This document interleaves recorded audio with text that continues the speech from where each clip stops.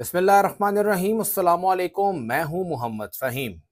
पाकिस्तान तहरीक इंसाफ खैबर पख्तूनख्वा में धड़ेबंदी, इख्तिलाफात और ग्रुपिंग, इन सब के इल्ज़ामात को हर बार मुस्तरद किया गया है, लेकिन हर बार कोई ना कोई ऐसी हरकत हो जाती है कि इन धड़ेबंदियों, इन इल्ज़ामात की सियासत पर एक मोहर सब्त कर दी जाती है।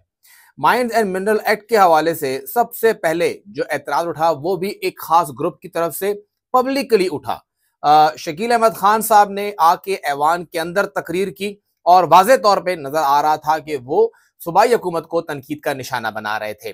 फिर जो मलक अदील साहब हैं वो तंजीम के अंदर है, अली अमीन साहब वो किसी ग्रुप में नहीं है, लेकिन उन्होंने कहा कि जी हम इस बिल को पास नहीं करते। गो के सीएम ने बिल भेज किया था, तो सीएम ने बिल भेजा है तो फिर कैसे पास नहीं करते। जो भी मामला था तो वो एक खास ग्रुप नजर आ रहा था। फिर हुकूमती ग्रुप अलग नजर आ रहा था। मीना खान, सुहेल आफरीदी, ये सब लोग इस ग्रुप को, इस बिल को सपोर्ट कर रहे थे। और फिर बाद में फैसला हुआ और अब कैबिनेट खुद भी कह रही है कि इस बिल को पास नहीं होना चाहिए।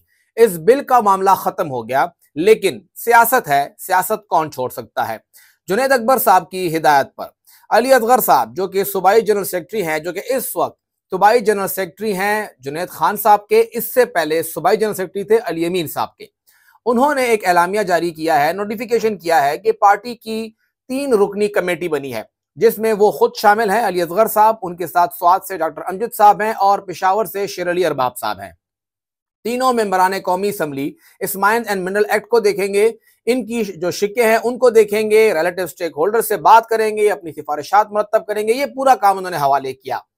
मेंबरान कौमी असम्बली का क्या काम है कि वो सूबे की जो कानून साजी हो रही है उसके अंदर अपनी सिफारिशात दें।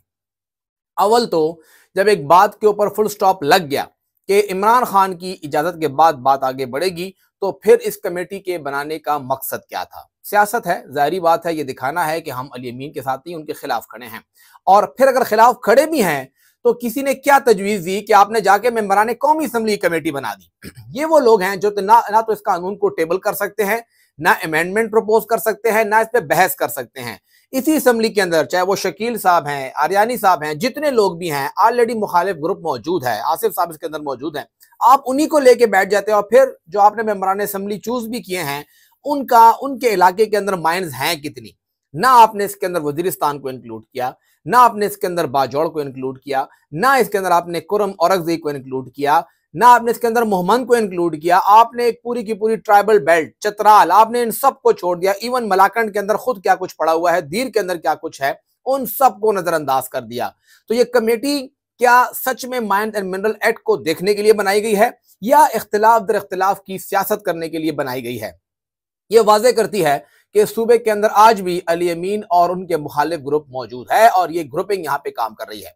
ये ग्रुपिंग सिर्फ सूबे तक नहीं, बल्कि अब तो बैरिस्टर सलमान अकरम राजा और बैरिस्टर गौहर साहब दोनों खुल के सामने आ गए हैं।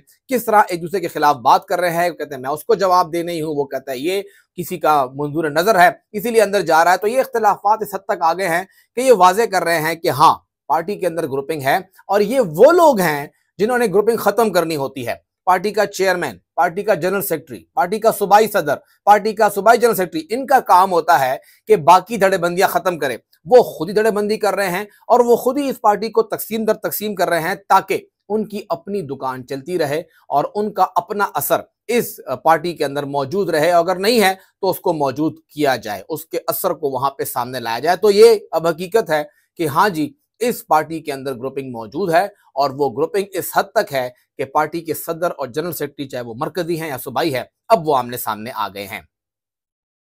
खैबर पख्तूनख्वा का culture and tourism authority, Khyber Pakhtunkhwa के अंदर मानसरा से मुंतखब जाहिद चंदेब साहब को कल्चर एंड टूरिज्म अथॉरिटी का कलमदान दिया गया। वो मुशीर सयाहत हैं, उनके पास काम है, उनको दिया गया है कि आपने ये काम करना है। लेकिन हैरानकुन तौर पर एक मसला सामने आ गया। खैबर पख्तूनख्वा की जो कल्चर एंड टूरिज्म अथॉरिटी है, उन्होंने 25 मार्च को एक खत लिखा, अपने ही मुशीर को लिखा। 25 मार्च को कल्चर एंड टूरिज्म अथॉरिटी की जानिब से मुशीर सयाहत जाहिद चंदेब साहब को लिखे गए इस खत में कहा गया कि आपके पास गाड़ियां हैं, उनकी फॉर्मल हो और हैंडिंग ओवर और टेकिंग ओवर करनी है और इन गाड़ियों का जो मामला है अब हम वो रिटर्न में लेके आ रहे हैं। बतौर चेयरमैन बोर्ड वजीर आला ने हिदायत की है कि आप इस अथॉरिटी के जो माली उमूर हैं उनको बेहतर करें। उसके लिए हमने एक फाइनेंशियल कंसल्टेंट को एंगेज किया है और हम इस वक्त फिक्स एसेट जो रजिस्टर है वो तैयार कर रहे हैं।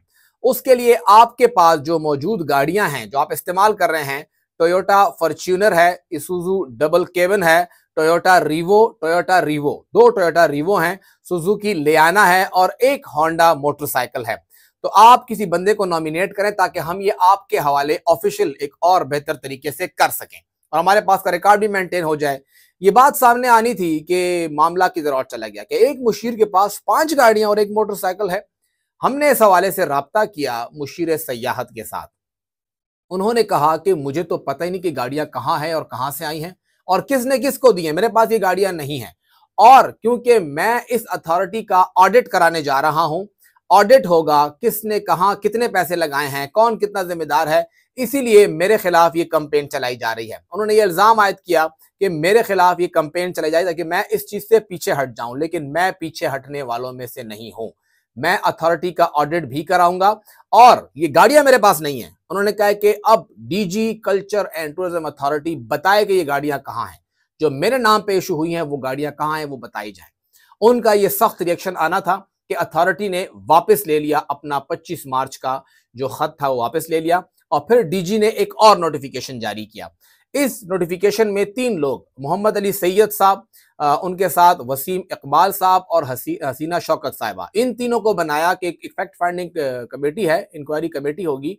ये फैक्ट फाइंड करेगी कि आखिर ये खत मुशीर सयाहत को क्यों लिखा गया है, इसके पीछे क्या मुहर्रिकात थे। कानूनी तौर पर जिस साहब ने यह खत लिखा है, जो कि वहां पे डिप्टी डायरेक्टर एडमिन थे, क्या वो ये खत लिखने के मजाज थे और क्या उनके खिलाफ कार्रवाई होनी चाहिए, पूरा सिचुएशन जो है वो होगा। और साथ भी जो प्रोसेस है जो फॉलो किया गया है गाड़ियों की अथॉरिटी के अंदर अलॉटमेंट, ट्रैकिंग और मैनेजमेंट का, उसके बारे में भी अपना रिव्यू देगी। और 2 हफ्तों के अंदर इनसे ये रिपोर्ट तलब की गई है कि आप हमें रिपोर्ट दें कि आखिर आप ये मामला कहां तक लेके गए हैं। अथॉरिटी के अंदर मुशीर साहब और अथॉरिटी के जो लोग हैं उनकी रसाकशी कोई नई नहीं है।